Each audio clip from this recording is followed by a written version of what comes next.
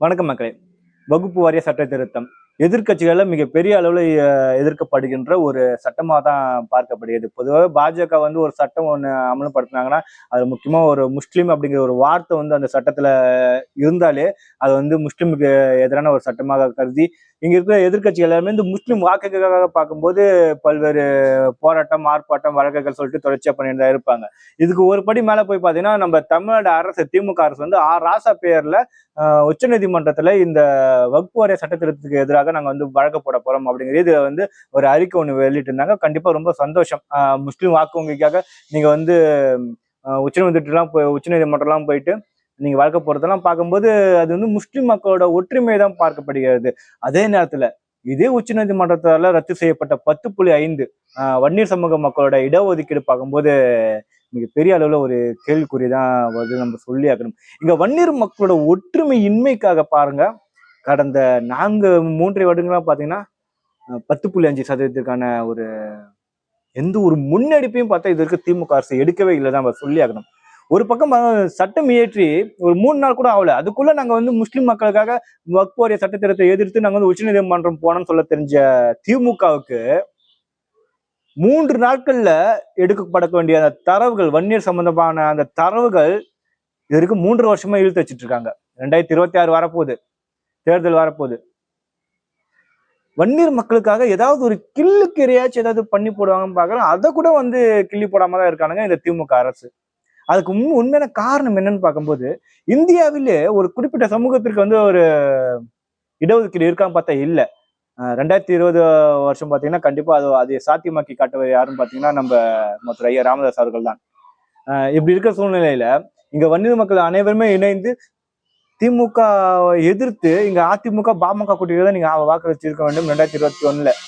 அது நீங்க பண்ணாத ஒரே தவறுனால இன்னைக்கு வன்னியர்களுக்கான அந்த 10.5% இடஒதுக்கீடுங்கிறது தடை செய்யப்பட்டு நிக்குதுன்னு நம்ம சொல்லி ஆகணும். இந்த சூழ்நிலையில தான் முஸ்லிம் மக்களோட அந்த ஒற்றுமைக்காக திமுக அரசு அவங்களோட வாக்கு வங்கிக்காக அவ வந்து உச்சநீதிமன்றத்துல கேஸ் போடுறான், அது ஜெயிக்குதோ ஜெயிக்கலையோ கண்டிப்பா நிக்காதுன்னு வச்சுங்களேன். ஏன்னா மத்திய அரசு ஒரு சட்டத்தை வந்து அந்த அவ்வளவு ஸ்ட்ராங்கா தான் கொண்டு வந்திருக்காங்க.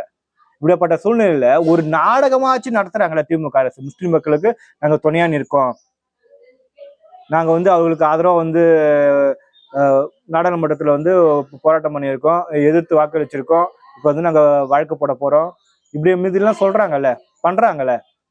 ஏன் அது மாதிரியான ஒரு நாடகமாச்சு வன்னியர் மக்களுக்கு எதிராக நீங்க ஆதரவாக பார்த்தா நீங்க நடத்துங்களா? பார்த்து நடத்தலையே. 10.5க்காக நாங்க வந்து ஏதாவது ஒரு சின்ன கிள்ளிக்கறியாச்சு கிள்ளி போடும் அப்படிங்கிற இதுல பார்க்கும்போது அதை கூட பண்ண மாட்டாங்களே. இது என்ன காரணம்? வட தமிழகத்துல நிலவுகின்ற வன்னியர் சமூகத்தோட பல்வேறு கட்சியில பிரிஞ்சுக்குதானே ஒரு காரணமா இருக்கு. இது நம்ம நல்லாவே யோசிச்சு பார்க்கலாம். வன்னியர் சமூக மக்கள் கொஞ்சம் நல்லா யோசிச்சு பாருங்க. உங்களுடைய ஒற்றுமை ஒரே கூடையின் கீழ் நீங்க திரண்டு இருந்தீங்கன்னா இந்நேரத்துக்கு உங்களோட 10.5% கிடைச்சிருக்குல்ல. உங்களுடைய பிள்ளைகள் வந்து எத்தனை பேர் டாக்டர் ஆயிருப்பானுங்க, இன்ஜினியர் ஆயிருப்பாங்க, எத்தனை பேர் அரசு வேலைக்கு போயிருப்பாங்க. இவை அனைத்திற்கும் ஒரு முற்றுப்புள்ளி இவங்க வைக்கணும்னா ஒரே கூடையின் கீழே நீங்க திரள்வது மட்டும்தான் உங்களுக்கு வந்து நன்மை பயக்கும் விஷயமா தான் இருக்கும். நீங்க ஒருவேளை பல்வேறு கட்சியில பிரிஞ்சுதான் இருப்பீங்க, நான் திமுகவுக்கு தான் நான் வந்து ஓட்டு போடுவேன் அப்படிங்கிற ரீதியெல்லாம் நீங்க வந்து பண்ணி தெரிஞ்சுட்டு இருந்தீங்கன்னா கண்டிப்பா உங்களுக்கு உண்டான அந்த ஒரு வாய்ப்பு 10.5% வாய்ப்பு பார்த்தா கடைசிக்கு உங்களுக்கு கிடைக்காம தான் போகும். ஒரு குடையின் கீழே இருங்க, ஒற்றுமையா இருங்க, உங்க எதிர்ப்பை வந்து ஒரு சேர காமிங்க. முஸ்லிம் மக்களோட அந்த ஒற்றுமையை வந்து நீங்க கடைபிடிச்சீங்கன்னா கண்டிப்பா உங்களுக்கான அந்த உரிமைகள் 10.5% உரிமைகள் வந்து கிடைச்சிருக்கும். நீங்க அந்த ஒற்றுமையை காமிக்கல, அதனால தொடர்ச்சியா உங்களை வந்து வாக்கு வங்கியில பலி ஆடுகளா தான் தொடர்ச்சியா திமுக அரசு வந்து உங்களை பயன்படுத்திட்டு இருக்குதான் நம்ம சொல்லியாகணும். இனிமேலாவது வட தமிழகத்துல திமுக வந்து வீழ்த்துங்க, தோற்கடிங்க, கண்டிப்பா உங்களுக்கு உண்டான உரிமை வந்து கிடைக்கும்.